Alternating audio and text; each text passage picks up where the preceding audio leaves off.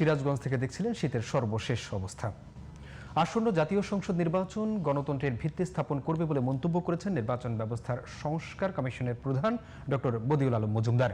দুপুরে ময়মনসিংহে সুশাসনের জন্য নাগরিক আয়োজিত সদর ৪ আসনের প্রার্থীদের নিয়ে বিভাগীয় সংলাপ শেষে সাংবাদিকদের প্রশ্নের জবাবে এমন মন্তব্য করেন তিনি।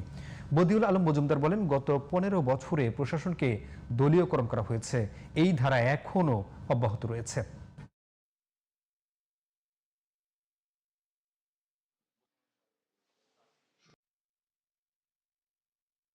এই দলীয়করণের ফলে আমাদের প্রশাসনিক কর্মকর্তারা আমাদের আইনশৃঙ্খলা রক্ষাকারী বাহিনীর দলীয় সেই সদস্যতে পরিণত হয়েছে, দলের স্বার্থে রক্ষা করেছে। তো এর থেকে পরিত্রাণ পাওয়াটা সহজ নয়। তবে আমি আশা করব, যেহেতু আমাদের এটা এখন নির্বাচনটা হচ্ছে অন্তর্বর্তীকালীন সরকারের অধীনে, এটা একটা দল নিরপেক্ষ সরকার।